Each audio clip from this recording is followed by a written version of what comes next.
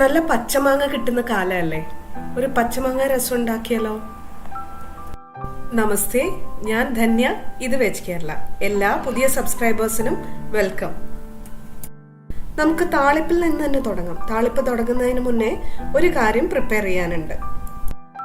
2 table spoon കുരുമുളകും 1.5 teaspoon ജീരകവും 1.5 teaspoon വെളുത്തുള്ളിയും ഒരു ചെറിയ കഷ്ണം ഇഞ്ചിയും ഒരു 8-10 ചെറിയുള്ളിയും 1 ടേബിൾ സ്പൂൺ മുഴുവൻ മല്ലിയും ചേർത്ത് ഒരു മിക്സിയിലിട്ട് തരിതരിപ്പായി ഒതുക്കിയെടുക്കണം.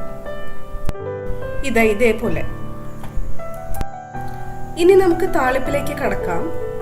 താളിപ്പിനായിട്ട് നമുക്ക് 1 ടീസ്പൂൺ കടുക് വേണം, കൂടാതെ 1/2 ടീസ്പൂൺ ഉലുവ വേണം. ഇത് മാത്രമല്ല, ഒരു 3 വറ്റൽമുളകും ഒരു 10-12 കറിവേപ്പിലയും വേണം. രസം ഉണ്ടാക്കാനായിട്ട് നമ്മൾ വെളിച്ചെണ്ണയാണ് ഉപയോഗിക്കുന്നത്. വേണമെങ്കിൽ നെയ്യും കൂടെ ഉപയോഗിക്കാം. ഞാനിപ്പോൾ ഇവിടെ വെളിച്ചെണ്ണ മാത്രമേ ഉപയോഗിക്കുന്നുള്ളൂ കേട്ടോ. ഞാനിപ്പോൾ ഇന്ന് രസം ഉണ്ടാക്കാനായിട്ട് മൺചട്ടിയാണ് ഉപയോഗിച്ചിരിക്കുന്നത്. മൺചട്ടി ആദ്യം ഞാൻ ഹൈ ഫ്ലെയിമിൽ വെച്ചു കൊടുത്തു. ചൂടായി കഴിഞ്ഞപ്പോൾ മീഡിയത്തിലേക്ക് വെച്ചിട്ടുണ്ട്. ഇപ്പം ഞാൻ വെളിച്ചെണ്ണ അതിലേക്ക് ഒഴിച്ചു കൊടുക്കാൻ പോവാണ്. ഇതൊരു 6 പേർക്കുള്ള റെസിപ്പി ആയതുകൊണ്ട് ഞാനിവിടെ 3 ടേബിൾ സ്പൂൺ വെളിച്ചെണ്ണയാണ് എടുത്തിരിക്കുന്നത് കേട്ടോ. വെളിച്ചെണ്ണ ചൂടാകുമ്പോൾ അതിലേക്ക് കടുകും ഉലുവയും ചേർത്ത് കൊടുക്കുക. ഉലുവയും കടുകും പൊട്ടി തുടങ്ങുമ്പോൾ അതിലേക്ക് വറ്റൽമുളകും കറിവേപ്പിലയും ചേർത്ത് കൊടുക്കുക. വറ്റൽമുളകും കറിവേപ്പിലയും ചേർത്ത് കഴിഞ്ഞ് ഒരു 5 സെക്കൻഡോളം വഴറ്റിയതിന് ശേഷം നമ്മൾ നേരത്തെ എടുത്ത് ചതച്ചു വെച്ച മസാല ചേർത്ത് കൊടുക്കുക. മസാല ചേർത്തതിന് ശേഷം ഒരു 10 സെക്കൻഡ് മാത്രം വഴറ്റിയാൽ മതി. എന്നിട്ട് തീ കുറച്ച് അതേ എണ്ണയിൽ കുറച്ച് നേരം ഒരു 5 സെക്കൻഡോളം വെക്കണം. ആ മസാലയുടെ പച്ചമണവും രുചിയൊക്കെ ഒന്ന് മാറാൻ വേണ്ടിയിട്ടാണ്. അപ്പോഴേക്കും നമുക്ക് നമ്മുടെ മാങ്ങ ഒന്ന് പ്രിപ്പയർ ചെയ്യാനുണ്ട്. ഞാൻ എടുത്തിരിക്കുന്നത് 2 മീഡിയം സൈസ് പച്ചമാങ്ങയാണ്. എനിക്ക് കിട്ടിയിട്ടുള്ളത് തോലിന് അധികം കട്ടിയില്ലാത്ത കയ്പില്ലാത്ത പച്ചമാങ്ങയാണ്. ഇത് നമുക്ക് തോലോടെ എടുക്കാം. ഇനി കട്ടിയുള്ള പച്ചമാങ്ങയാണ്, തോലിന് കട്ടിയുള്ള പച്ചമാങ്ങയാണ് കിട്ടുന്നതെന്നുണ്ടെങ്കിൽ അത് ഒന്ന് ചെറുതായിട്ട് മാത്രം തോലൊന്ന് കളഞ്ഞു കൊടുക്കുക. തോലിന് ഫ്ലഷിന് തൊട്ട് മേലെ നിൽക്കുന്ന വിധത്തിൽ തോല് കളഞ്ഞു കൊടുക്കുക. മാങ്ങ കഷ്ണങ്ങളാക്കി മുറിച്ച് മിക്സിയിലിട്ട് തരിതരിപ്പായിട്ട് അരച്ചെടുക്കുക. ചെറിയ ചെറിയ കഷ്ണങ്ങളൊന്നും ഉണ്ടെങ്കിൽ പ്രശ്നമല്ല. രസത്തിൽ അത് അവിടെ ഇവിടെ കിടക്കുമ്പോൾ ചോറിൻ്റെ കൂടെ കഴിക്കാൻ കിട്ടുമ്പോൾ നല്ലതാണ്.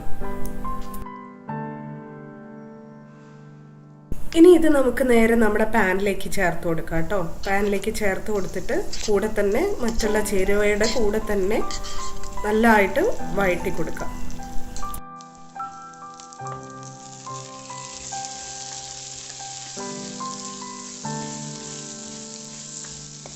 ഒരു 10-15 സെക്കൻഡോളം വഴറ്റിയ ശേഷം ഇതിലേക്ക് അടുത്ത ചേരുവ ചേർക്കാം. ഇതിലേക്ക് ഇനി നമ്മൾ ചേർക്കാൻ പോകുന്നത് മഞ്ഞൾപ്പൊടിയാണ്. ഒരു 1/2 ടീസ്പൂൺ മഞ്ഞൾപ്പൊടി മാത്രം മതി. ഇതിൽ കൂടിപ്പോകരുത്, കറിയുടെ നിറം മാറിപ്പോകും. മഞ്ഞൾപ്പൊടി ചേർത്ത് വീണ്ടും ഒരു 10-15 സെക്കൻഡോളം വഴറ്റുക. ഈ മാങ്ങ ഒന്ന് വെന്ത് കിട്ടാൻ വേണ്ടിയിട്ടാണ്. ഈ സമയത്ത് വേണമെന്ന് തോന്നുകയാണെങ്കിൽ കുറച്ച് വെളിച്ചെണ്ണ കൂടി ചേർക്കാം. എനിക്കിവിടെ വേണമെന്ന് തോന്നി, അതുകൊണ്ട് ഞാൻ 1 ടീസ്പൂൺ വെളിച്ചെണ്ണ കൂടെ ചേർത്ത് കൊടുക്കുന്നുണ്ട് കേട്ടോ. ഇതിലേക്ക് ഇനി വെള്ളം ചേർക്കാനുള്ള സമയമായിട്ടുണ്ട്. ഞാൻ ഇവിടെ ചേർക്കാൻ പോകുന്നത് ഒരു 250 ml വെള്ളമാണ്. ഒരു കപ്പോളം വെള്ളമാണ് ചേർക്കുന്നത് കേട്ടോ. ചേർത്തിട്ട് ഒന്ന് മിക്സ് ചെയ്ത് കൊടുക്കുക. ഇതിൻ്റെ കൂടെ തന്നെ നമുക്ക് 2 ഇൻഗ്രീഡിയൻസും കൂടെ ചേർക്കാനുണ്ട്. ഒരു പച്ചമുളക് എടുത്തിട്ടുണ്ട് ഞാൻ. ഇത് നല്ല എരിവുള്ള പച്ചമുളകാണ്. നിങ്ങൾ ചേർക്കുമ്പോൾ നിങ്ങളുടെ എരിവിനനുസരിച്ചുള്ള അത്രയും പച്ചമുളക് ചേർക്കുക കേട്ടോ. ഒന്ന് സ്ലിറ്റ് ചെയ്തിട്ട് കറിയിലേക്ക് ചേർത്ത് കൊടുക്കുക.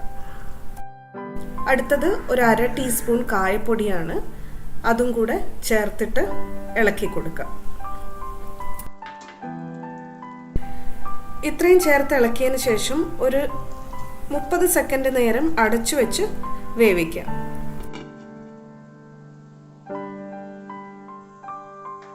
30 സെക്കൻഡ് അടച്ചു വെച്ച് വേവിച്ച് കഴിഞ്ഞതിന് ശേഷം ഇതിലേക്ക് നമ്മൾ ചേർക്കാൻ പോകുന്നത് വേവിച്ച് വെച്ച പരിപ്പാണ്, തുവരപ്പരിപ്പ്.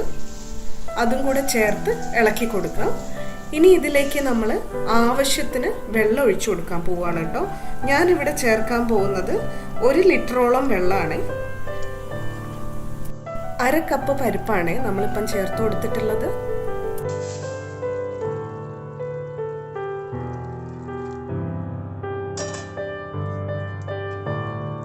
ഇതാ ഇപ്പോൾ 2 തവണയായിട്ട് 1 ലിറ്റർ വെള്ളം ഞാൻ ചേർത്ത് കൊടുക്കുന്നുണ്ട്.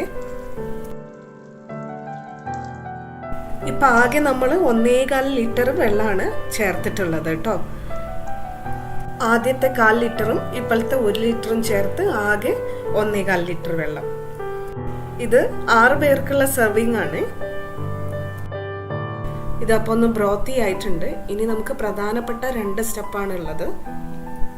ഒന്നാമത്തേത് ഉപ്പ് ചേർക്കുക എന്നുള്ളതാണ്.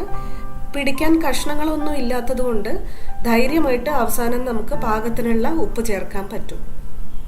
രണ്ടാമത്തേത് മല്ലിയില ചേർക്കുക എന്നുള്ളതാണ്. നിങ്ങൾക്ക് ഇഷ്ടമുള്ള അത്രയും മല്ലിയില ചേർക്കാം. കറി തിളച്ച് തുടങ്ങുമ്പോൾ മാത്രം മല്ലിയില ചേർത്താൽ മതി. അവസാനം ടിപ്സ് കാണാൻ മറക്കല്ലേ കേട്ടോ.